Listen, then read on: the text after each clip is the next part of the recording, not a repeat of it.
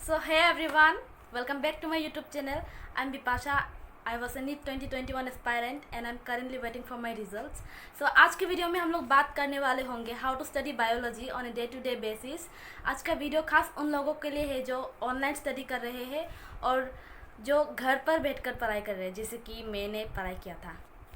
आप लोगों से दरख्वास्त है, रिक्वेस्ट है कि आप लोग प्लीज़ इस वीडियो को आखिरी तक देखिएगा so that you don't miss anything. सबसे पहला डाउट तो यह आता है कि how to attend online lectures. Okay, online lectures जब देखोगे, स्पेशली फॉर बायोलॉजी, आपके पास अपना नोट कॉपी होना चाहिए और एनसीईआरटी तो साथ में होना ही चाहिए। साथ में पेन, हाइलाइटर्स लेकर बैठ जाओ और मेक श्योर करना कि आपके आसपास कोई भी नॉइस या फिर कोई भी डिस्टर्बेंस ना हो, क्योंकि it is going to affect you a lot. Okay, so make sure कि आपके पास जो सारा ज़रूरत का सामान हो आपके पास ही हो, ताकि आपको दूर जाना ना पड़े। ओके, आपका वीडियो का लेक्चर का ड्यूरेशन हो सकता है 1 घंटा, 1.5 घंटा, किसी किसी के लिए तो 2 घंटा भी हो सकता है। तो मैं ये कहना चाहूँगी कि प्लीज़ जो वीडियो का इंटेक है वो अपने अंदर पैसिवली मत घुसाओ प्लीज़। ओके, जैसे दिया जा रहा है वैसे ही ले लिया, ऐसा नहीं। एक्टिवली उसे इंटेक करना है हम लोगों को, बिकॉज जो भी चीज़ हम लोग एक्टिवली इंटेक करेंगे वो हमारे माइंड में ज़्यादा देर तक रिटेन रहेगा। ओके, बात यह आती है कि अगर ऑनलाइन लेक्चर्स के दौरान डाउट आ गया तो फिर क्या करें। ओके, तो मेरा सजेशन ये रहेगा कि आप लोग जैसे ही ऑनलाइन लेक्चर्स चालू करोगे देखना, तो उसमें डाउट तो आ ही सकता है। ऐसा तो नहीं है कि एक बार में बताया और समझ गए। तो कंसेप्चुअली हर एक चीज़ को अंडरस्टैंड करते हुए तुम लोग जाओगे, ठीक है। ऐसा नहीं कि डाउट को रख लिया, माइंड में रख लिया, उसको उगने दे दिया और फिर एग्ज़ाम्स आ गए, अभी लग रहा है कि तो डाउट था। जब भी डाउट आए उसको एक कॉपी लो, पेन लो, उस पर मार्क करके रख दो। अगर वीडियो लेक्चर्स के दौरान वो सॉल्व नहीं हो रहा है तो प्लीज़ मेक श्योर कि वो डाउट तुम्हारा बाद में तुम उसी दिन सॉल्व कर लो, ठीक है। फिर जब अगर वो वीडियो लेक्चर्स के दौरान ही तुम्हारा क्लियर हो जाता है तो फिर वेल एंड गुड। अगर नहीं होता है तो जैसे मैंने कहा था वैसे ही करो। So now how to make notes. Okay, मेरा ये सजेशन रहेगा कि वीडियो के लेक्चर्स के साथ साथ ही आप पॉज कर करके आप नोट्स बनाते रहो, क्योंकि इट इज़ इफ़ेक्टिव कि आप जब नोट्स बनाओगे तो तभी आपका माइंड उसको और अच्छे से ग्रास्प कर पाएगा, जो भी आपको पढ़ाया जा रहा है, तभी वो आपको अच्छे से आपके अंदर घुस जाएगा।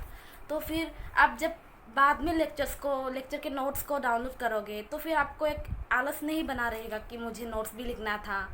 तो ये करो कि जब तुम वीडियो देख रहे होंगे तभी तुम नोट्स करो, ठीक है। और फिर जब ड्राइंग्स बनाया जाएगा, जब सर लोग डायग्राम्स बनाएंगे, तो मेक श्योर कि उसको आप अपने कॉपी पर ही नोट करो, क्योंकि आपको ये चीज़ का खास कर ध्यान रखना है कि एनसीईआरटी के डायग्राम्स को गंदा मत करो, गंदा नहीं करना है, क्योंकि वो लास्ट टाइम रिवीजन के लिए काम आता है।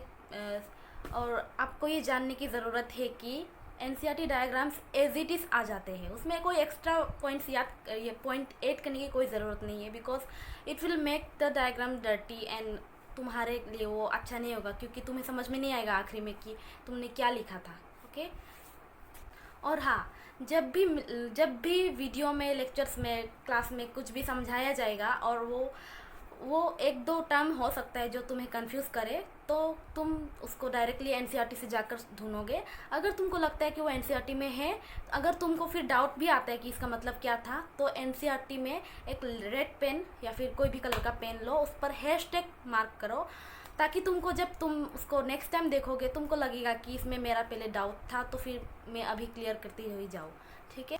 तो मैंने बता दिया कैसे अटेंड करना है लेक्चर्स। अगर इसमें भी कोई डाउट आता है तो प्लीज़ पूछना मुझे कमेंट में। ओके, अभी तुमने लेक्चर्स पूरा देख लिया, मेरा चीज़ सारा कुछ फॉलो कर लिया तुमने, हो गया। And now take a deep breath, एक लंबी सांस लो, क्योंकि you need it really bad, right.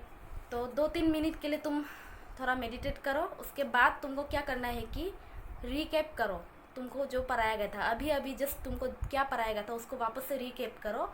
और स्पेशली नोट्स को जा कर के वापस पलट कर देखो कि कहाँ तुमने मिस्टेक करी होगी या फिर कहाँ तुमको समझ में नहीं आया। तो अगर तुमने उसी दिन कुछ डाउट आया होगा तो अभी के अभी लेक्चर्स को जाकर फिर से देख लो और फिर डाउट क्लियर हो जाएगा, ठीक है।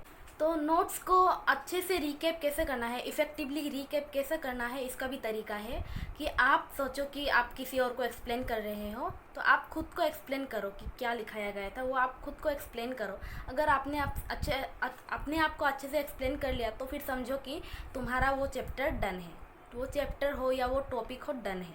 ओके, अगर नहीं समझ में आ रहा है, आप अपने आप को भी समझाने में तकलीफ़ हो रही है, तो फिर समझ लेना कि तुमको भी थोड़ा सा वीक मतलब अंडरस्टैंडिंग नहीं है इतना, तो कोई बात नहीं, धीरे धीरे वो सब ठीक हो जाएगा। ओके ओके, हो गया। तुमने वीडियो लेक्चर्स देख लिया, तुमने नोट्स भी बना लिया साथ साथ, तुमने फिर नोट्स को भी वापस से पढ़ कर देख लिया क्या क्या है, तुमने डायग्राम्स भी अच्छे से बना लिए। ओके, तुमने एनसीईआरटी में भी अच्छे से मार्किंग कर लिया, कहाँ कहाँ क्या है, कहाँ का कुछ एक्स्ट्रा पॉइंट्स ऐड करना था तुमने कर लिया। अब बात आती है एनसीईआरटी रीडिंग। ओके, अब हमने इतना कुछ कर लिया, अभी हमको एनसीईआरटी अच्छे से रीड करनी है, क्योंकि कुछ भी मिस नहीं होना चाहिए एनसीईआरटी से। और सच बात तो ये है कि लेक्चर्स में कुछ एक्स्ट्रा ही होगा, तो तुमको वो चीज़ समझ में नहीं आता है तब भी चलेगा, बट एनसीईआरटी समझ में नहीं आए तो बहुत बड़ी प्रॉब्लम है फिर। ओके, तो मैं क्या करूँगी, मैं पूरा एनसीईआरटी जहाँ तक पढ़ाया गया, कुछ एक्स्ट्रा मतलब कि टॉपिक के बाहर पढ़ने की कोई ज़रूरत नहीं है, जितना तक आज पढ़ाया गया, आज का वाला एनसीईआरटी मैं लेक्चर के बाद, ये सब करने के तुरंत बाद मैं आज पढ़ लूँगी, ठीक है, ताकि मेरा आगे का जो है वो सब कुछ अच्छे से चलते जाए। मतलब बैकलॉग नहीं करना है मुझे, ये चीज़ ध्यान में रखना है कि मुझे बैकलॉग नहीं बनाना है, ठीक है। ओके, फिर इतना बताया और तुमने इफ़ेक्टिवली कर लिया होगा तो तुम्हारा आधा काम तो ख़त्म ही हो गया। तुमने हाफ ऑफ द थिंग को तो तुमने बहुत अच्छे से कर लिया है, congratulation. Okay, then next part आता है, अब तुमको डीपीपीस लगानी है। डीपीपीस लगाना बहुत ज़रूरी है, और ऊपर से सेम डे में लगाना तो और भी ज़्यादा ज़रूरी है। तो क्या करो कि 5-10 मिनट्स का ब्रेक ले लो, तुमको लगे कि तुमने बहुत पढ़ लिया है तो तुम थोड़ा ब्रेक ले लो। तुम आई नो कि तुमको बहुत कुछ करना होगा, जो बेसिक्स चीज़ें हैं वो सब कुछ तुम कर लो, कुछ खा पी लो, या फिर नहाना धोना है तो फिर कर लो, वो सब बेसिक चीज़ें करके तुम वापस आओगे। तो तुम्हें क्या करना है, सबसे पहले तो डीपीपी लगानी है। डीपीपी लगाना सेम दिन में लगाना ज़रूर, ठीक है। डीपीपी लगाने की मैं एक स्ट्रेटेजी बताती हूँ। लोग क्या करते हैं, डायरेक्टली डीपीपी से क्वेश्चन उतारते हैं, उसका सोल्यूशन लिखते हैं, लास्ट में जा कर के आंसर चेक करते हैं। तो मेरा ऐसा मानना है कि पहले डीपीपी को एक टेस्ट की तरह लो, मतलब कि एक टेस्ट जैसे देते हो वैसे टेस्ट की तरह दे दो, क्योंकि तुमको पता चल जाएगा कि तुमने आज का कितना सारा तुमने नॉलेज इकट्ठा कर लिया है। One of my teachers use to say कि knowledge is not power but application of knowledge is power. तो तुम्हें अपना पावर को परखना है कि तुमने अपना नॉलेज को कितना अप्लाई तुमने कर सकोगे तुम आज, उसी चीज़ को टेस्ट करना है। तो डीपीपी सॉल्व कैसे करना है, सबसे पहले तो एक पतली सी एक कॉपी ले लो, 30-40 रुपये की कॉपी, ऐसा कुछ मिल जाएगा तुमको, ऐसा कुछ कॉपी ले लो तुम। सबसे पहले तो तुम ऐसा करो, मैं इधर एक पिक्चर इंसर्ट कर दूंगी, तुमको पता चल जाएगा कि कैसे लिखना है।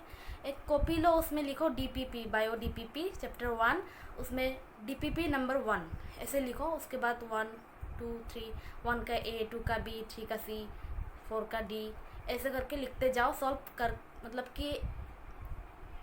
कि ओरली सॉल्व करो, और उसका जो आंसर है तुम ऐसे लिखते जाओ, सिर्फ ऑप्शन को तुम लिखते जाओ। उसके बाद में जाकर के तुम अपना मैच करो, डीपीपी का सोल्यूशन तो दिया ही होगा नीचे में, फिर जाकर के आंसर को चेक करो।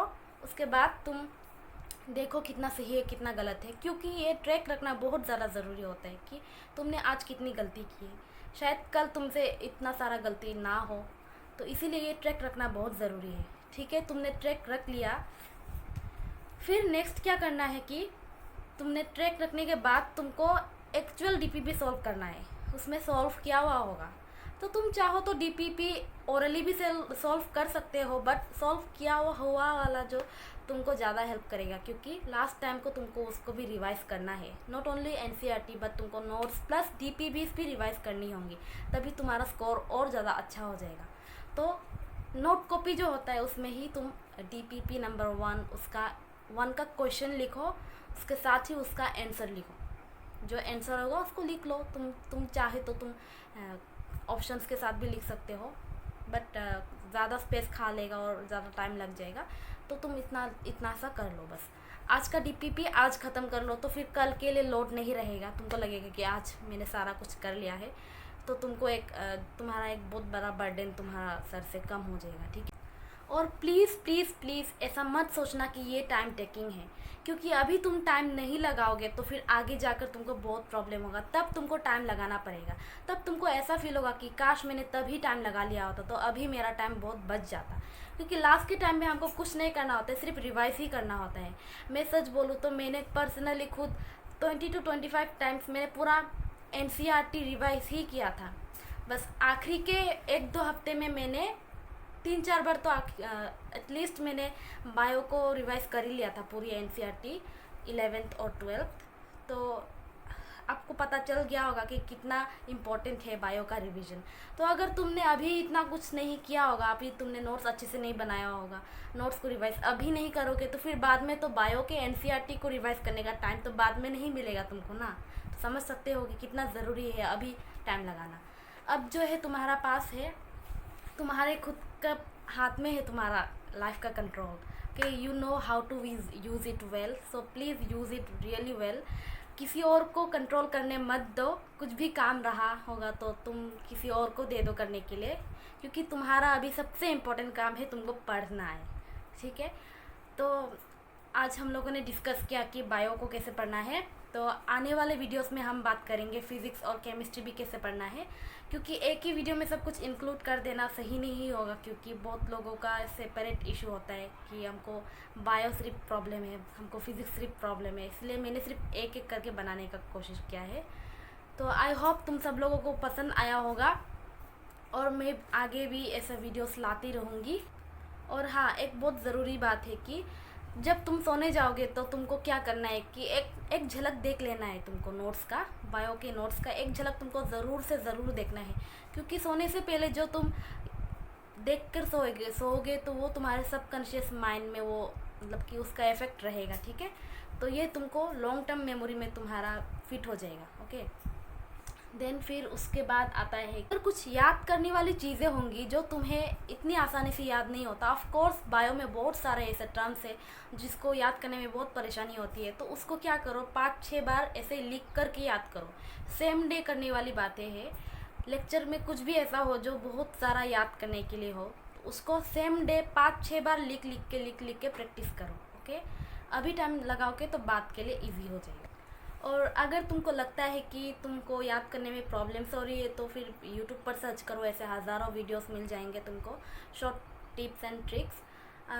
मुझे लगता है कि हज़ारों को फॉलो करने के बजाय सिर्फ एक को ही फॉलो करो जो जो तुमको अच्छा लगता हो।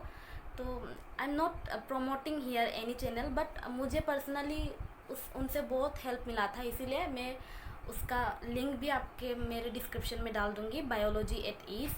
तो वो बहुत अच्छी है, उससे आपको बायोलॉजी के सारे tips and tricks, short tricks आपको मिल जाएंगे, और आप उसको चेक कर सकते हो। No need to roam here and there, कि उधर में आपको सारा कुछ अच्छे से मिल जाएगा, ओके। मुझे पूरा यकीन है कि तुम ये सब कर लोगे। आई होप आज का वीडियो तुम्हारे लिए हेल्पफुल रहा हो, और अगर तुम्हें कुछ भी चाहिए होगा तो तुम मुझे कमेंट में बता सकते हो, लाइक कैसा वीडियोस तुमको चाहिए या फिर किस चीज़ में डाउट होता है तुम मुझे बता सकते हो, okay, and I'll try my best to help you all, okay, and then मिलते हैं नेक्स्ट वीडियो में। till then take care, bye bye, see ya, have a good day।